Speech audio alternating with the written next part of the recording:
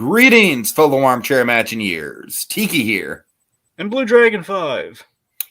Ladies and gentlemen, as we find ourselves on the cusp of Disney's big venture into the world of streaming, even courting a war in the process, we thought it'd be nice to stay up to date on the ever-growing catalog and rule on what's a must or a bust on Disney Plus. And tonight we're talking Doug Days. All right, Dragon, that's the one squirrel joke I get. Right. Okay, so Dragon, I gotta tell you, I watched this twice. I watched it once on my phone on my lunch break at work, which, goes to show how quick and digestible this thing is. I mean, this thing, it's like, it's pretty much like an 8 minutes of pop, bro. Yeah, but I'm saying like altogether, it's pretty much like what, like maybe like 40 minutes. Sounds about it. I think that's right. So it's like, yeah, I really wasn't expecting it to be like that short, but I gotta say, it's really nice that it's very bite sized. And Dragon, watching it a second time, oh man, the emotion of the Asner stuff really hit me, because watching it for the first time, I was kind of just in on the, I was really in on the Doug stuff because the Doug stuff is adorable. Dragon, well, I'm sure we'll talk about it as we go through these episodes, but it's like, hot damn if the writers didn't just, like, it's definitely not intentional, of course, but it's almost like at the end of every single one of these 5 episodes, we get like that Ed Asner sting at the end where it's like, oh God, I miss him already. Again, it's just that it's like the Nostradamus effect, right? It's just time so bittersweetly, but it's like my basic thesis on this is like, man, it's like we go back to that interview where Asner really talked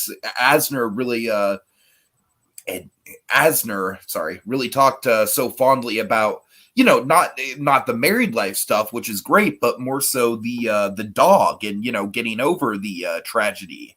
And Dragon, I that really stuck with me. And I mean, the long and short of it is that Doug Days is a great like extension of Asner's sentimentality regarding the Doug character. And I love it. And it's very bittersweet in its timing, but goddamn, if I don't love it, it's kind of like a time capsule to him. Yeah, for those who may be curious, Ed Asner did this like most of the wonderful TV talent over the years. They've done this massive interview for METVLegends.org, I believe. It's on YouTube, but if you want to find the thing in full, you gotta like go to the link or something through there to get the whole enchilada. But it's in there. It can be found easily through YouTube and the like. Just METVLegends.org Ed Asner. And it'll be like the last segment of the interview. Like him in the green shirt, not the whole thing he's dressed in for the majority of it. I think they went back and they got him in either for a second day or something. Makes sense. Maybe it was a few years later as an update. I'm not sure. But yeah, my God, I mean, again, it's like that bittersweet. I don't even like. I'm not even calling this a masterpiece or anything by any means, because these are very simple shorts. Very simple, very bite-sized, very digestible. But God, that Asner connection, it really can't be overlooked, man. I mean, this thing is going to be linked to Asner for all of eternity, and it's just so bittersweet. But it gives this thing a pathos that it wouldn't otherwise have. Yeah, it's bittersweet, like the house, is kind of coming in for the landing at the end of Up. It's just like he didn't get to see it, but he knows that it's there. Yeah. So I mean, thesis for me, again, so far, Disney Plus's format as of yet, Pixar seems to be building to the original series that we were getting in 2023. It's like they're kind of, this is like the warm up exercise. We've had the original series. You mean like the original story? Yes, win or lose. That's the show we're getting in. The whole, I believe it's a softball centric show. Yeah, so I'm really excited. Remember, I hope I have the sport. It's either soccer or softball. The point being, it's the team it's a different character perspective every episode, building to the same event, like a week or so out.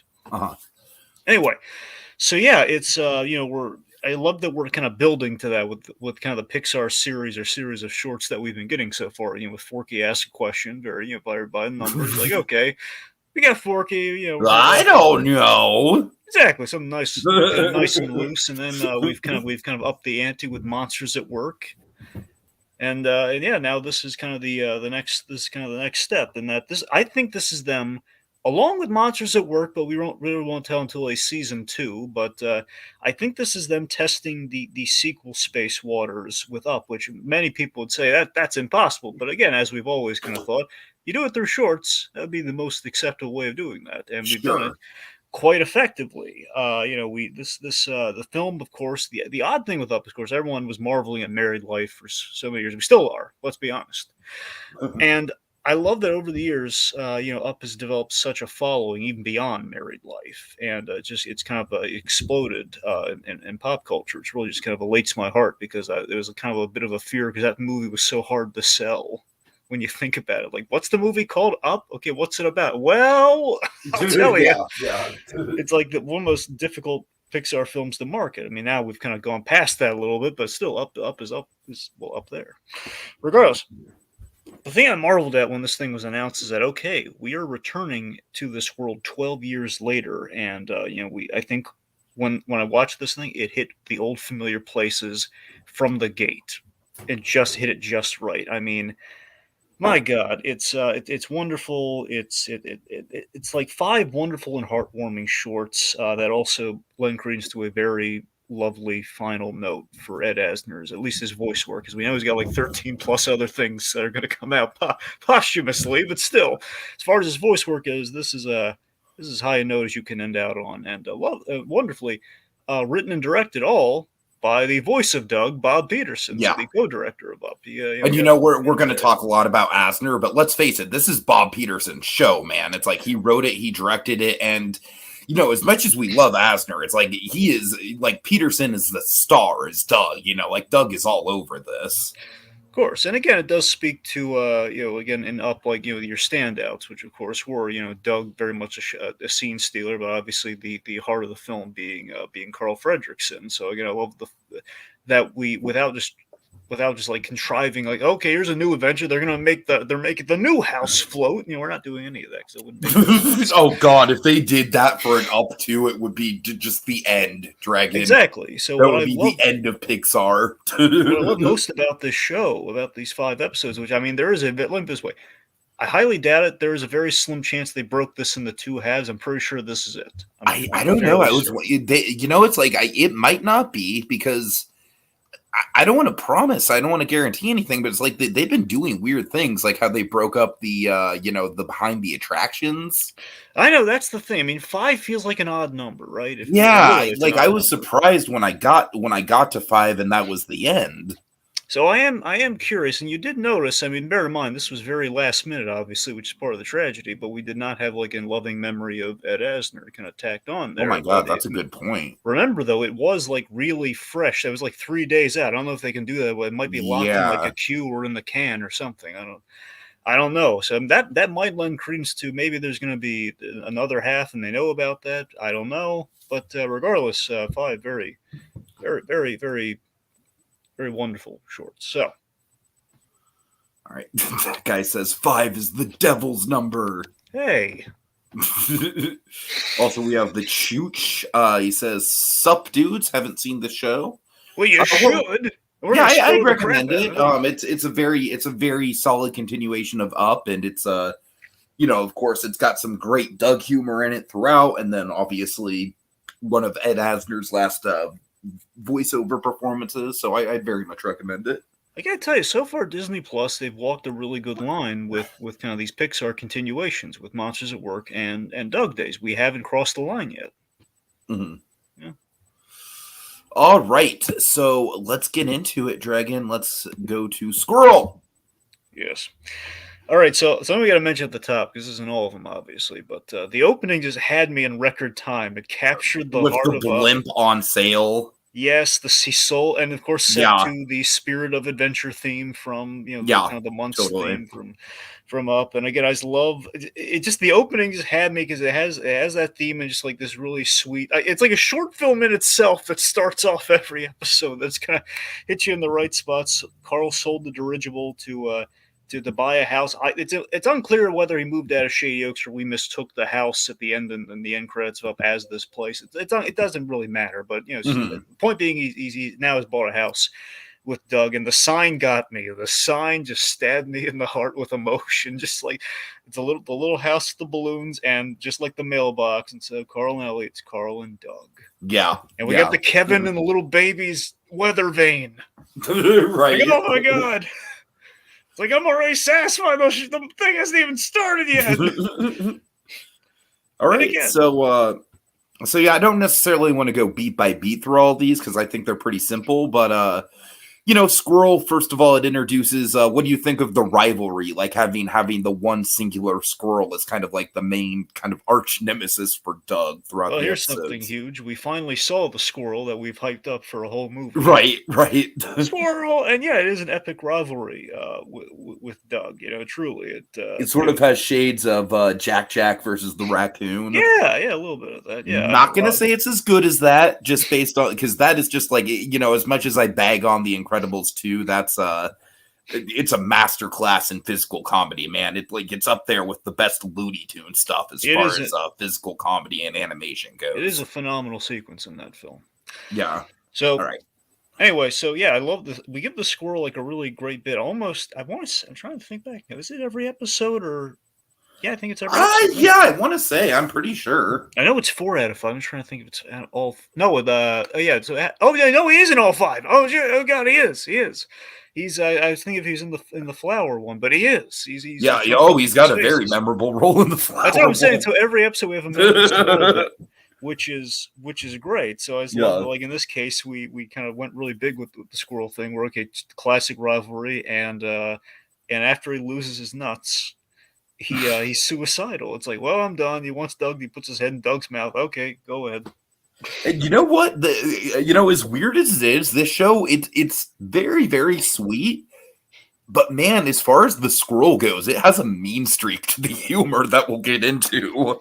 It does, and again, there's always been kind of a cartoony flair in Pixar when they like to kind of try their hand at. And again, Bob Peterson for sure loves to get into that sort of stuff, which we definitely saw here. So I love the dynamic that we set up with Carl and Doug. It kind of basically bleeds in all the episodes just for our whole show here. Is that Doug marvels at his papa, who's enjoying life more. Okay, and again, the first time Doug called Carl Papa, I fucking melted, Dragon.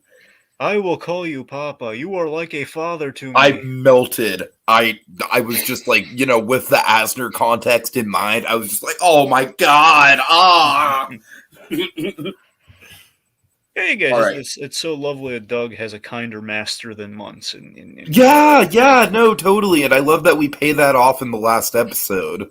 But again, I just want to hit this. It's really important though for this show is that the adventure of life and companionship that Ellie wanted for Carl is being realized here. It's like it's true to the spirit of Up in that even in mundane suburbia, through Doug's lens, everyday life is an adventure, which again is absolutely what the pursuit of Up was, and we're kind of doing that on the home front, which I thought was just an ingenious way of tackling all of these episodes. So let's see. I think we have pretty much rivalry with the squirrel. Oh, pretend to obey me. We had that like. Oh god, just Doug is this sweet character with like these classic dog impulses, which is basically kind of our very simple sell of the show. Well, Doug acts like a dog, and but he can talk, so we get to see what that takes us. Right. You really don't need much more than that. I just love there's a little bit in the first episode really kind of got me. It's like, oh, he shades Carl because he doesn't want him because he sees he's getting hot. By the way, what do you think of the fact that he sees the sun as a giant tennis ball? That's great, and I love that, and we're going to pay that off majorly in the 4th episode, which is my favorite, by the way. We'll get there. Same. Yeah, and also the thing kind of touched me too. Honestly, a lot of the touching stuff, because again, it's the first one. You're just kind of being reintroduced to this world, so obviously there's kind of the bases are loaded on that one. But come back, you bird! Just the fact that he's looking out for a bird yet again. It totally goes to show like kind of like the sweet natured. Like at first he chases the bird away, but then he realizes instantly like, oh no, the feeder is for the birds. Come back, birds. So in other words, Dragon, Doug has to Feed the birds, tuppence a bag, or Oh feed god. her a bag. I feel like Feed the Birds has replaced Proud of Your Boy. Well, I don't know, at least for the time being, his Proud of Your Boy hasn't really come up that often. Well, and political Oh, come on, don't commutations and take the whatnot. political. Aladdin was there first. I know it was. I know. Anyway, let's see. And also, I love again just That showing guy that. says the birds are my friends. Yes. So again, just Doug having a kind of like the moral quandary, the fact with the peanut butter solution being what it is, just this moment of I wish the squirrel would get dead, but I also don't want the squirrel to get dead. So, When he's okay, not only does the squirrel show up in all 5 episodes, do we have the dead runner in all 5 episodes? I believe well, I mean maybe not the puppies one, but at Maybe not least the puppies one, yeah. but I mean we the squirrel is in every episode, and we're chasing her and being antagonistic towards the squirrel, but no, we don't. I don't think we do the dead gag in every one. But I mean, it is very reoccurring. It is though. It is, and of course the really great kind of awkward joke and up. I mean, intentionally so. Just the whole he's like telling a joke that kind of make Carl a little unsettled. Yeah. All right. All right. So yeah, let's move on to Puppies. Puppies. All right, so right off the bat, this is going to be this is a gimme, Dragon. This is a gimme. I'm sure this is the one. I'll bet you this. I'll bet you dollars to donuts. It's not that they needed much convincing, but if there was a pitch for this show, Bob Peterson or whoever was in the room during this, they brought like a still. They brought just like an image, and it was like Doug with puppies. Yeah. Okay, so we got it. We're gonna do it. It's gonna be the first thing in the trailer. You got it. Okay. We're doing this. Rack them up. Dragon, I forget if it was this or episode 3 where Doug's like so distracted that he doesn't really care about the squirrel. It's 3. Okay. Just making sure. I love that gag. We'll get to it. That is great. Okay, so this is basically, Dragon, this might be my least favorite one, but it's still fun. It's still sweet. Like I said, it's a gimme. It's exactly what you expect. It's Doug playing around with puppies for 10 minutes. Yeah, and basically, this is again, you're right though. This is the gimme in so many routes, especially for we're reaching kind of the younger audience here. Doug's the kid, obviously. He's dealing with the younger, the younger children with the puppies. Dare I say it's got kind of a Rugrats vibe in that regard? Yeah, he's dealing with his juniors here. And we have the highs and lows that come with this. You know what vibe I got from this episode though? In many respects, I got like a Toy Story 3 vibe. Very much like Toy Story 3, really? Yeah, like the like Sunnyside. The way we play with the toys, and we're a little more, with Doug's toys. Sure. Oh, yeah. Okay, and that is my favorite element of the episode is how protective Doug is over the toys and how specific he is with them. Yeah, that, and I'm saying along with the toys being the obvious parable, but also it's the fact of hey, this is going to be fun playing with the kids, and then no, it's not fun at all. Yeah, right. I mean, it's a little less traumatic than Toy Story 3. True, I love how that nursery scene is it's literally like the third most traumatizing scene in Toy Story 3. Yep. All right. Because I got to tell you, I went into Toy Story 3 where I vaguely knew about the daycare scene. I did not know about the other 2 scenes. No. Anyways. Let's see. So again, they're teething, they're targeting Doug's toys, which he prides himself on. Like one of them was a birthday gift. And oh my god! I mean, I think the thing with Doug, the thing that Bob Peterson is really great at, both in the writing and the delivery, is him just kind of having those dog isms. You know what I mean? It's like he can technically speak, but it still sounds like the thought process of a dog. Yeah, I think the reason why Bob Peterson's so great as Doug is that he was the board guy at Pixar's, and he and Joe Ranft, they were like the big two on campus, and these guys were the board artists you want on a Pixar film. on anything animated, honestly. And Bob Peterson, because again, you're on the fly, you're crafting voices. This is why he ends up being so many characters, like Roz and, like Roz and Doug, Oh, I for forgot example. he was Roz. Oh Yeah, my that's what I'm saying. god. He boarded it so well, he became Roz. It was a scratch thing. That's It's like, crazy. and that just gives him like an instant. That kind of gave him that comedic timing and everything. Just Yeah, like boarded it yeah. so well. I think that's why he could just naturally kind of do that so perfectly. I knew Roz was an animator. I just forgot it was the same guy. Yeah, it's Bob Peterson, and just in case it went over your head, also Rose.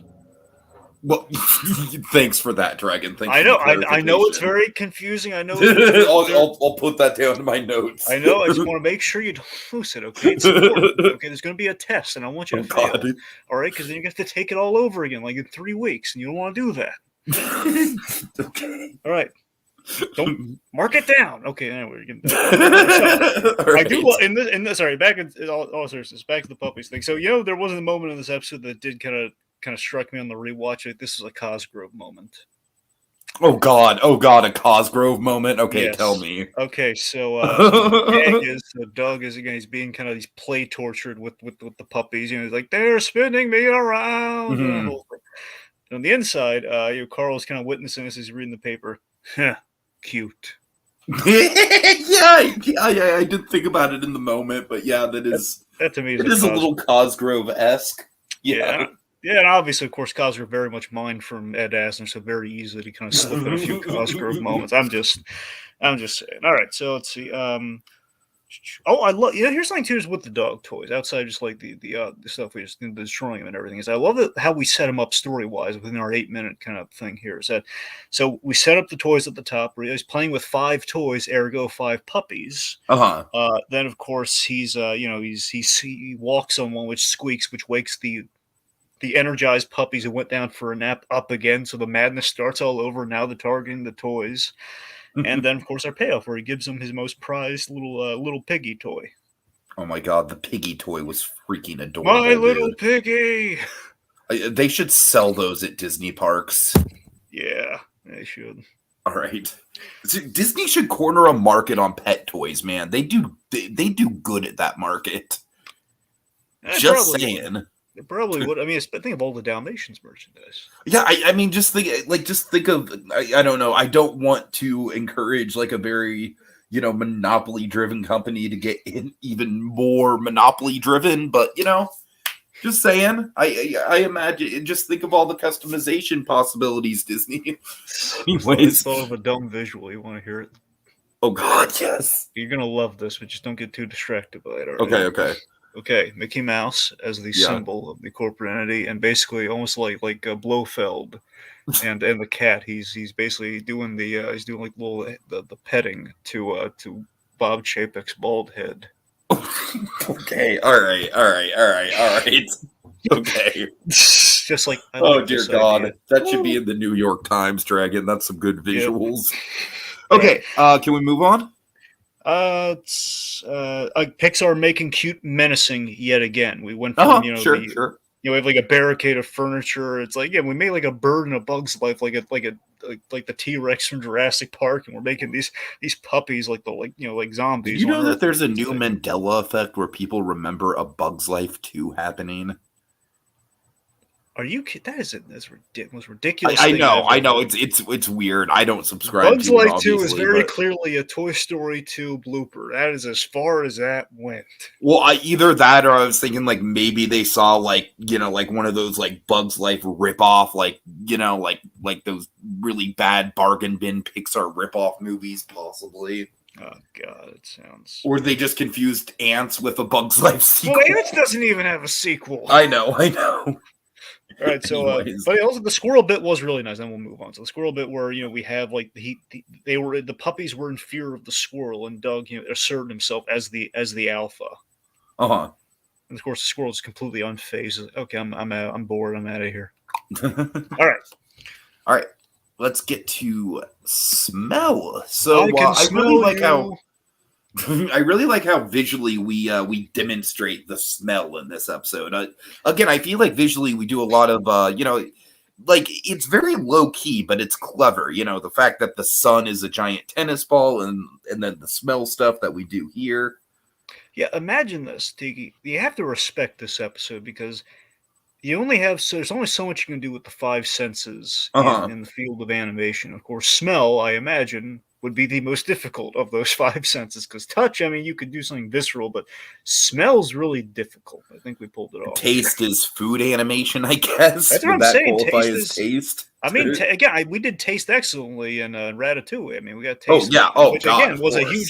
was a huge technical struggle for that I scene. mean, It's like, on how the the other heck do side we of the sell? spectrum, a Goofy movie, man. I still crave that ooey gooey pizza. Well, no, true. I'm not. I'm speaking beyond the food animations. You like remember the whole Emil tasting the food thing, where we have to sell. Okay, how do you personify taste on for animation? Imagine how hard that sequence is. Sure, sure, sure. Well, we got to do color and we got to do sound. We got to do what we can anyway, Oh God, that's right? that might be my second best scene, my second most favorite scene in Ratatouille, beyond the obvious one. I think it's the smartest scene, like how they were able to overcome that technical All right, challenge. all right. This Anyway, isn't a Ratatouille podcast. all right, okay, that's next week. All right, so You kidding. joke. I'm kidding. All right, but yeah, so seriously, but through that, Pixar timber.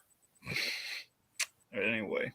No, So, that's not actually happening, people. no. So we used Doug's POV to depict it with these floating items, and of course, what comes across these floating items, a scribble, an unknown, a fuzzy unknown, which basically bridges us into a Lassie episode, which I thought was Yeah, which I thought pretty was much. genius. Pretty Oh my much. god, we're doing Lassie with Up, and I love that because like okay, we've teed up one of the most iconic dog things you can possibly do, and we have a workaround. It's a dog with a collar. How the heck do we do we not make this too easy? Well, he's going to climb under that azalea fence. He's going to lose the collar, and then we're going to have to get Carl there. So, of course, I think the best gag in the episode is how he's so distracted that he acknowledges the squirrel, but he doesn't really care.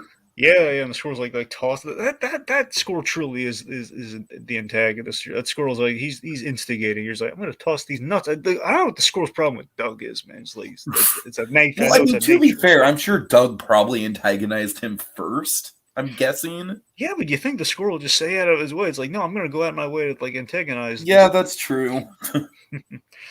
Anyway, so let's see. The meat. The hot dog gag cracked me up. Right. Just God. Anyway, so he just has this bit where he's like, now I'm feeling guilty. I ate a meat. Also, I love we kind of have an Abbott and Costello routine with Carl and Doug, which you know me, I loved it. The whole like, don't you just dug that hole, didn't you? I am Doug. Like, no. It's like that. I got to admit that bit went on a little too long for me. I always love the fact that think about it, Tiki. It's just the fact that unlike most owner-pet relationships where it's like, oh, this dog has no idea what I'm saying. Doug absolutely understands what he's saying, or at the very least, he has the illusion that he can that he understands. I mean, yeah, you're right. It does kind of like feed into the whole like Doug. He can talk, but he still very much has the running thought process of a dog. So I love it's like the misunderstanding on a different level where Carl has like he thinks he has the chance. Okay, well I can actually tell him this is how you say it, Doug. Or he's just no, it's just going to land on deaf ears. It's the same thing, just redressed. I love it. Of course, we find out there was a fire, which Doug, he runs back, tells Carl, and he gets a hero medal. Yay! Yeah, so it's a pretty simple resolution, but it's nice. Carl's terrible at charades, by the way. All right. Okay, then we get to the best one. Yeah, this is easily the best one, I think. So, can I just say, the opening couple minutes of this episode was just oozing Carousel of Progress vibes for me. I didn't really pick up on that, but I guess I could see it now you mentioned it. Well, I mean, you've got Carl, and he's in like his 4th of July attire, and of course, Carousel of Progress has a 4th of July scene. And, he's just kind of like waxing fondly about like, I can't believe this town's 150 years old and everyone was there. I don't know, Dragon, just the way that Carl is like, kind of like, very fond of the town and his memories. It feels like the Carousel of Progress narrator. Well, here's what I loved about that, Tiki. I love the fact, that, we're taking pride in old age, which is Totally, very much like a foundational element of Up. And I love that we're it kind of gave, again, it's very, if initially I just thought it was 4th of July, I was given the patriotic thing, but okay, so the town's celebrating 150 years, and also this is where we kind of pull one of the quivers that we had in the opening with the picture of Ellie, but we get to mention it here, where, okay, so, Carl and Ellie loved the parade, they had like a high school marching band that they, I believe, I don't know if they were part of or what, and it just celebrates, the life that again, it's celebrating oh my married god, life. just picturing high school Carl and Ellie in a marching band together is just freaking adorable. Like, she was leading the parade, and he was like, like, tell me that isn't the cutest thing you've ever seen. Picture. So that's what I'm saying. Like, then he's like, sing. We got Ed Asner to sing. He's singing "Hail to our school." Sing not well, but he did sing. What's the point though? He's just gonna yeah. I mean, I don't know, man. There's such a sense of like fond nostalgia. I don't know. It's this whole episode is just fantastic, though. So of course we get to the big firework reveal, which Dragon they queued it up really well, because it's like we saw the fireworks coming, and it's like, if you know anything about dogs, you're like, oh, this is not going to end well. Dogs and fireworks do not. I love why they kind of threw you off with the episode being called Flowers. And and he's like, oh, flowers. I like flowers. They're like giant flowers in the sky. And then we have the Disney comparison I had for this episode. It's very Fantasia dream sequence. Oh, it's very Fantasia when we get to the dream sequence. It's honestly one of the most Fantasia things that Pixar has ever done, which really threw me off guard that something like that would be in a show like this. Yep, and of course, Carl, before that, he hilariously learns dogs are terrified by fireworks. It's just like, it's like bedlam in the backyard to inside the house, and there's like almost like it's like opening the Raiders, like the table's unscrewed and it's following them. It's crazy. Yeah, so I don't know. I just think this has a great kind of like 3-act structure to it, with that with that nostalgia at the beginning, and then the dream sequence. I mean, the dream sequence is awesome, man. The animation was really top level for Pixar, I thought. I mean, Pixar rarely gets this surrealistic. Yeah, we had Doug's, and again, this whole surrealist kind of dream. This is the most Bob Peterson that it gets. Yeah, totally. I can just feel this is a Bob Peterson pitch, where he's, again, it's Doug's heaven. They have dead squirrels with X's in the eyes, which cracked me up. Just like a Christmas story. Like, they have X's literally drawn on the eyes.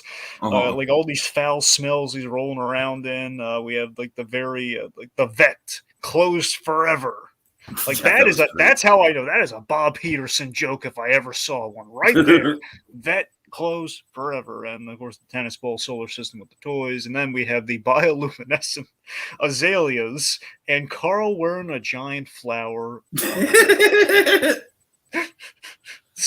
we have like, and then of course like the dream speak, which is like pretty accurate.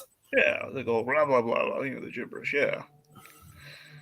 All right, then I love it. Doug, I think, has the smartest line there. Why did you wake me? Why did you wake me up? Well, the fire. So Tiki. That's like I don't know. I feel like that's kind of like Doug becoming like an idiot savant for a moment, right? Yeah. It's just like he has like a flash of wisdom. So the end of this episode, I think, is a really heartwarming, just beautiful shot and a really great ending. It's I love Carl and Doug in the lawn chairs, and Doug now has like headphones so he can enjoy the fireworks, but he's like shouting.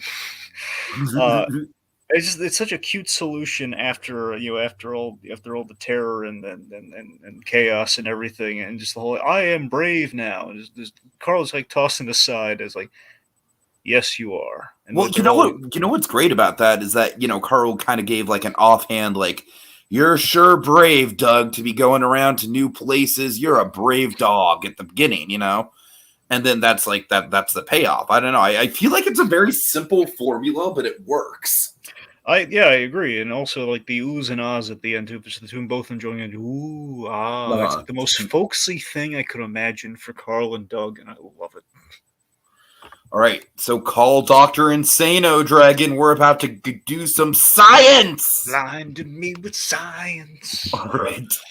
Okay, so this was Russell's cameo, or not cameo. He's pretty much in the whole episode, and I gotta say, man, I'm really glad they saved Russell for this episode. Seeing him again, like, I feel like if he was in all the episodes, I would have gotten sick of him.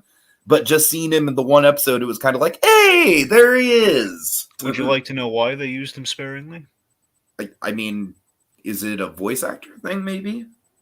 Well, pretty much. I was going to tell you, but yeah, sure. It's Jordan Nigel, the young actor who played Russell. Obviously it's been 12 years, so he doesn't sound the same. But what they did is they used all archival, unused takes from other. Oh, that's smart. The whole episode. Right. Obviously, it might get a little old if they keep doing it. Like, I don't know if they can maintain it through like a bunch of episodes. I mean, if they do a second half, I guess we'll find out. But how much Russell pops up. But this is like, in addition to possibly the last of Ed Asner, unless they do second half, the last of Jordan Nigel as Russell.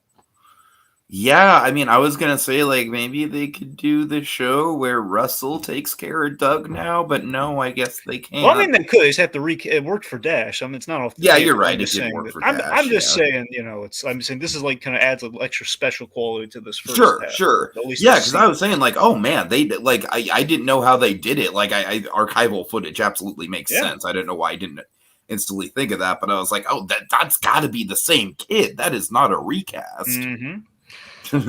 Yep. All right, we got Monkey in the comments. He's saying, "Science! We'll need electron beams and crystal prisms, gyroscopes and magnetisms." All right.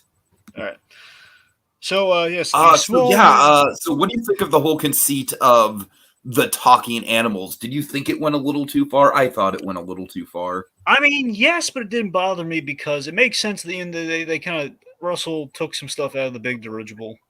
Like I mean, I like Russell taking initiative. Don't get me wrong. Like, I like how excited Russell is about it. I mean, the biggest leap is that not so much he didn't build like the collars. The assumption is that maybe there was different size of collar and things. The main thing he did is like he came up with the remote control, like little latch thing. That's what he did. That's instead, and he had the initiative. So I mean, I'm not blown out of their own possibility with it. It just makes sense. At some point, you figured they would have tried. So they've been getting ambitious with the collar, like they did the multilingual thing when the puppies were chewing on it, and then we lost the collar. So at some point, we had to give another animal the collar, at least for a gag. So this was inevitable. I think the squirrel having the collar is totally fine, and it kind of leads to a lot of fun shenanigans. I don't know. The bird in the episode, I don't know. For some reason, I feel like that maybe went a step too far, just because it was like I get what they were going for, with kind of Doug kind of giving, relating to the survivalist side, but it just felt like a little too much for me. It just felt now we can do anything in this world. It kind of felt, I don't want to say it was jumping the shark because it certainly wasn't, but it's kind of just like kind of dipping the toe into like, all right, now like, does this mean like all animals in this world can talk now? Because I don't want that. All right, look, I think here's the one that kind of draws the line for me. The snail's a little bit much. The snail's weird. Yeah, I'm glad we didn't go back to the snail. I'll give you the bird because we have to have the debate. Okay, that's I'll give you the bird. But the snail and the fly's a gag where that one's really impractical, but it's it's a cute gag. Anyways, it's just okay, well it's worked. Not the fly put it on. So anyway. So, fun fact, though, I love this detail. Russell is now neighbors with Carl, which I think is lovely. Yeah. And I like the fact that we keep Carl's mom off, or I'm sorry, Russell's mom. Oh God, it's an old woman. Russell's mom. Russell's mom off screen. It kind of gives her an air of mystique. Because I don't know, it's some characters are kind of just best left to the imagination. Well, we did see her at the end of Up Tiki. Did we really? I'm an idiot. Yeah. Okay, my bad. Remember, she was like clapping with Doug. I'm an idiot. All right.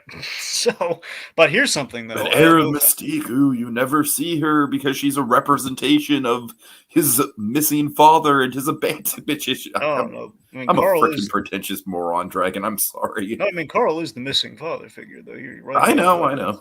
Anyway, here's something though. I think you're going to appreciate. Did you recognize the voice of the squirrel by chance? Oh, man. I was trying to place it. Oh, you heard him recently. Did I? Oh, yes. Who? You want me to tell you? Yeah, tell me. Okay, hold on. Simon Helberg or Heilberg? Oh, Heidelberg, okay, yeah. okay. Yes, the one who was in the net, and of course, famously, The Big Bang Theory. That guy. Did you watch that scene I sent you? I watched that scene you sent me. Yes. I mean, what, like, just completely out of context, what do you think of it? It's okay. I mean, I like that actor. I mean, I'm not really. Again, I need a lot. I Spouting need. exposition in the middle of a story that you haven't watched. Yeah, So, there's only so much I can really glean from that, Tiki. It's like, okay. I mean, it's not like Doc tell me how the DeLorean works. I can't really, the I can't really. cinematography in that scene is really good, though, right? I mean, it Like, I is. like that it's a I'm not. oneer. I'm not knocking it. It looks All right, all nice. right. Anyways, I'm Anyway, sorry. the point being, I just love Doug's reaction when the squirrel talks. Like, what? And just this whole thing of like, you small mailman, you made the squirrel talk. I kind of wish you had not. All right, let's see. So the sandwich. So this leads to the big theme of the episode is Doug is a house pet, and he's kind of like, your only job is to sleep, eat, and say moderately funny things. Carl's wit always charms me. I just love the wit of Carl Fredricksen with lines like that. See, moderately funny. Yeah. No, you're right. That because I mean, honestly, that kind of describes Doug's humor to a T. Yeah. Because if Doug's humor was like cranked up to 11 all the time, it honestly kind of get a little tiresome. So it's like, yeah, moderately funny all the time. It works. It's the winning formula. Yeah. So this brings us to the small mailman gives him a peanut butter and jelly sandwich, and it's like he gave me this food.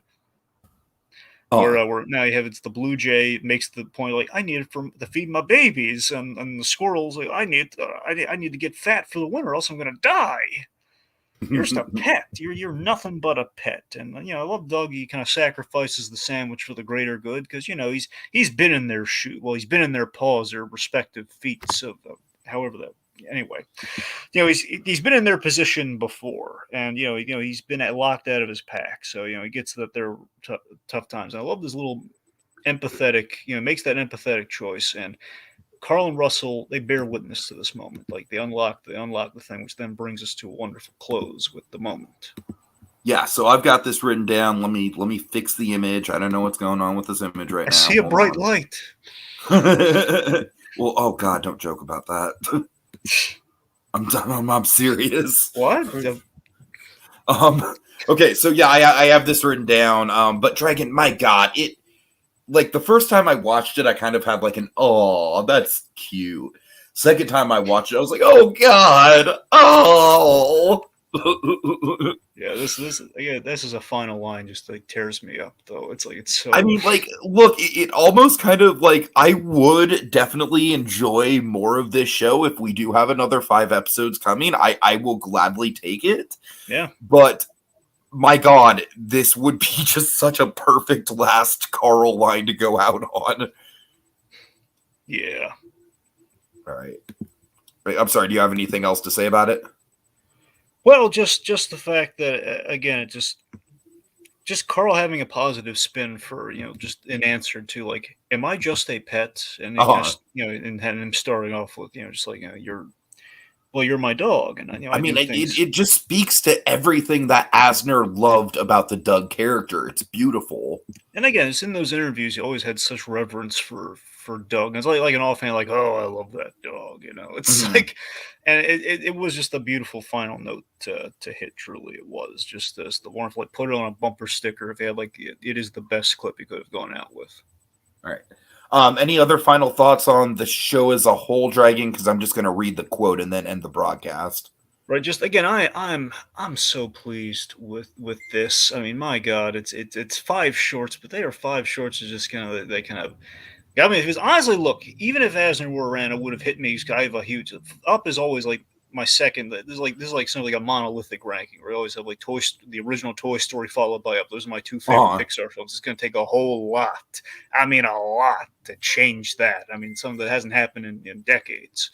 So I'm just saying. So Up will always have a very special place in my heart. So I was already sucked into this, and now given the circumstance, I think it's been given it even more a residence that's just kind of melting me even more. But just seeing more Carl Fredricksen. We were lucky to get this as a gift of like the gift of Moore Fredrickson, the gift of seeing what he The would have gift done of next. Carl. And the fact that we didn't do it as a cash, and we did it as like, we can do shorts. We can still be in these universes without just cashing in on, just having fun making and just doing it as well as we did it here. As like, okay, the Adventure of Suburbia, this is everything Ellie wanted for him. They did so right by it. So rarely does this happen, folks. It's a thing of beauty. All right. Okay, so big thanks to that guy for joining us in the chat, as well as special guest appearances from the Chooch and also Miss Celanius. And without further ado, guys, here's the line. Here's the tearjerker. Get your inside out tissues ready. Dragon, can you be Doug and ask the question if you don't mind? Am I just a pet? Well, you're my dog. I do things for you, but you get me through my day. You protect the yard, the house, heck, the whole neighborhood. You are my pet. But you are also my best friend. You're a good boy, Doug.